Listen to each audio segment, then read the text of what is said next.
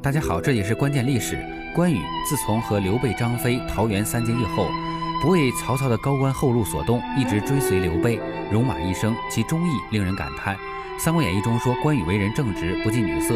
曹操为拉拢关羽，赐给关羽很多美女，结果都被关羽拒绝。然而有情有义且文武双全的关羽，却有一个致命弱点，那就是骄傲自大。公元219年冬，关羽在曹吴两军前后夹击下败走麦城，被吕蒙生擒。孙权想劝降关羽，结果关羽却破口大骂。孙权怒火交加之下，令人处死了关羽。孙权自知惹了大祸，想出一招移花接木，将关羽的头颅交给了曹操，想让刘备误以为是曹操派人将关羽杀死的。但曹操识破了孙权的毒计，感念关羽情义，以诸侯之礼将关羽的首级葬于洛阳。孙权马上效仿，也以侯礼将关羽的身体葬在当阳，以作老好人。而刘备听闻噩耗后，悲痛欲绝，在成都设立了关羽的衣冠冢，以表纪念。于是民间就有了一个关羽美丽的12字传说：头枕洛阳，身卧当阳，魂归故里。后人感念关羽的勇猛和忠义，纷纷立庙以示敬重。因此关羽在民间被神化成武圣，历朝历代人们对其敬仰有加。然而2000多年后，也就是2016年，随着关羽墓的发掘，考古队在发掘关羽墓时，却发现了2具女尸。经考古人员验证，关羽墓中的2个女子，一个是中年妇女，另一个是妙龄少女。那么她们究竟是谁呢？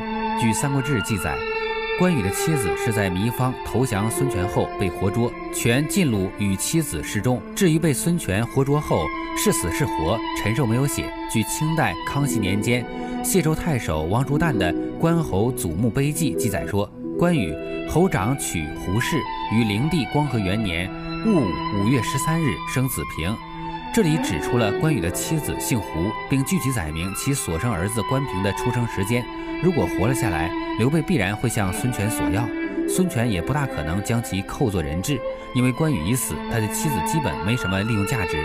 同样，孙权也不敢随意杀掉关羽的妻子，以免火上浇油，彻底激怒刘备。但关羽的妻子如人间蒸发一般，当然可能分析推断，关羽的妻子很可能在软禁过程中伤心过度而亡或自尽，因此墓里的中年女子极有可能是关羽的妻子。而墓中另一个妙龄女子又会是谁呢？很多人认为她很可能是4大美女之一的貂蝉。关于貂蝉其实就是一个美丽的传说，史书并没有她的记载，只在《三国演义》中出场几次，以婢女身份出场。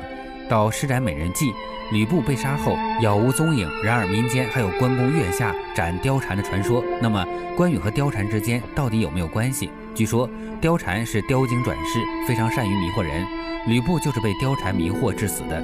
曹操为了收买关羽，便将貂蝉送给关羽，关羽也被貂蝉迷惑。诸葛亮为了除掉貂蝉，便对关羽说，要想去除貂蝉的妖气，必须在貂蝉拜月时用刀砍她的影子。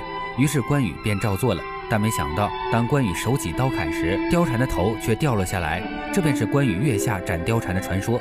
但历史上并无貂蝉其人，因此关羽墓中的女子当然不可能是貂蝉。而关羽墓中女子到底是何人，如今还是一个待解的历史谜团。你认为呢？